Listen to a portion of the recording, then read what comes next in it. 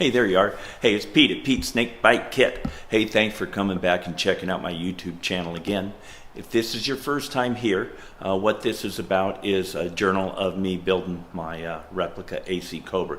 This is something I've been wanting to do for decades, literally, and pretty excited about actually getting started on it.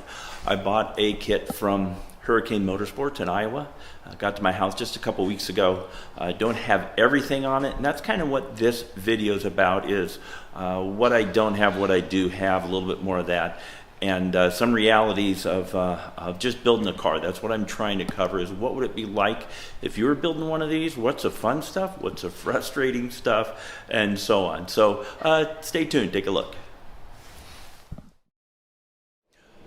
Okay, so we've had the car for a couple weeks now, and this is a little bit of an update on what's going on, right? So early on, I did one, just kind of a general inventory of what I got with the kit and so on. And as you guys saw, there was some stuff missing due to really just COVID-related realities.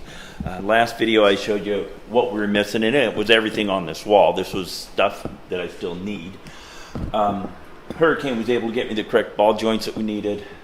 There's some specialty fasteners to hold the hood scoop on. Got those. Some lock nuts for the suspension, the transmission brace, you'll see that in a few minutes, and then the headlight hardware, the buckets and trim and so on. This is my list, so the dash, I got that covered. I want to show you that in a few minutes. Still waiting on some things, kind of thought process wise. I was thinking internal fuel pump or external, decided on external and got that, so that's here. Nossinger, still waiting for the Lucas ammeter. As I told you on an earlier video, I'm using the original Smith gauges. It came on the car, and it came with a Lucas ammeter. When I got shipped all of those, that one was swapped out for a fuel gauge. I don't know why. So they're waiting for that to come from England and then get it to me. Some other stuff from Hurricane, got the hinges. Got the door pockets, got the sun visors, got the wind wings, got the knockoff kit, which you guys saw. I think those look pretty sweet. And so, you know, chiseling away on that list. Now, here's a reality here. I'll show you in a few minutes kind of a shot of the garage. I'm a little bit glad I don't have everything, because we're at critical mass in Pete's garage, and my wife's car is outside right now, and I got to get it fitting back inside because it's kind of chilly to be leaving her car outside. So what I've done is I put the car in between my build area and where my wife's parking area is. So what I've got here is the car body.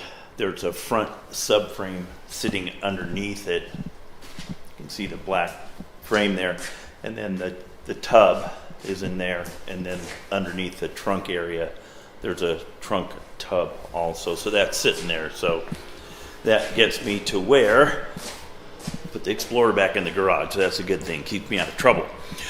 So then back to my part of the garage, there's a scary looking pile of wires there, there's a pile of boxes there, more boxes there, more boxes there, and I'm missing still some major components that we had talked about. Still don't have the side pipes, and don't have the headers, don't have the third member and the axles and the rotors and brakes and stuff. But you can see it pretty much uses up a garage. So if you're planning to build one of these, best to have some room, boys and girls. So here's a quick walk around on this, let you know what I do have done so far. You can see how the A-arms are built. This is kind of cool. So, you know, these will adjust. They'll spin, which will set the caster and the camber. Of course, the toe set off of the tie rod end down there. Don't have rotors, don't have calipers or any of that. Those are coming from Weld Wheel. Hey, something came to my attention. When I originally published this video, it sounded like I'd said something that I didn't say. I want to be clear. Hurricane ordered the brake calipers and rotors from Wilwood, and they're just simply on back order. So just wanted to clear that up.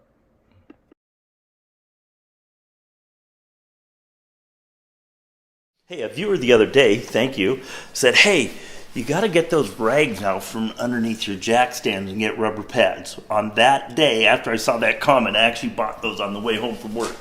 I was thinking about doing that. I'm really glad that he mentioned that. But you can see we got this thing bolted in. I've got the plug wires done up. They're kind of long. The first go around, I like to leave them a little bit long if I've got to change things or whatnot. I'll probably shorten those up later once I get the headers on and see how everything works. But, I've got the starter in.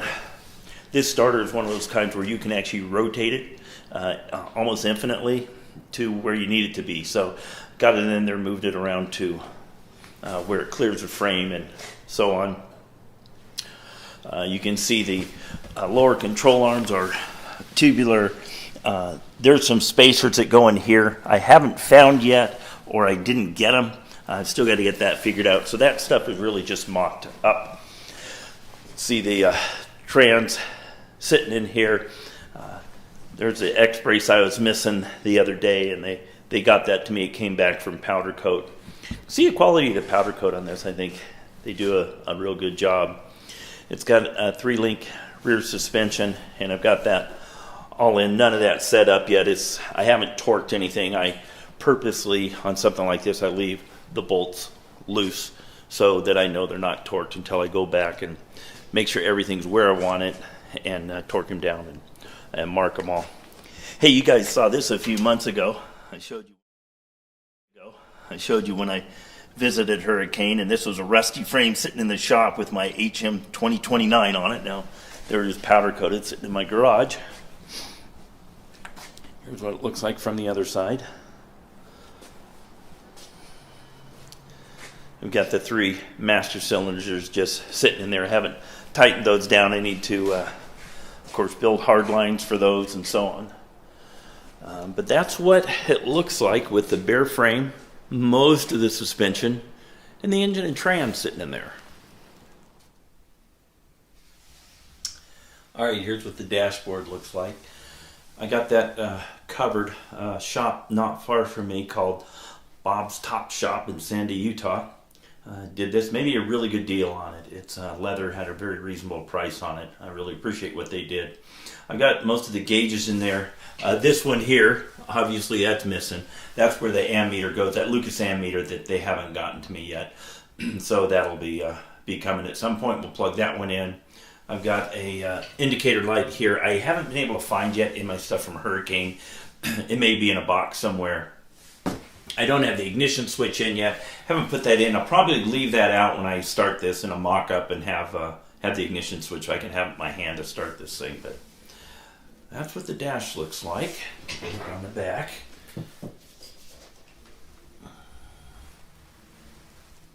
And then I'll have a wire loom that's just for the dash, the way Haywire set this up. And then that will plug into the main wire loom, which is kind of sad. I'll show you that later when I'm doing more wiring. There's the dash. Okay, the other thing I got was the build manual, and it just came a loose leaf, which is fine, but I went ahead and put it in a folder and protective sheet so I won't get my greasy fingers all over it. But a couple hundred pages, a lot of detail in it, and it gives you kind of a path to follow. So pretty well laid out. Looks like it's actually on and done off an earlier car they made, so they said they had an updated one coming. Maybe they'll get that, but this one's going to work just fine.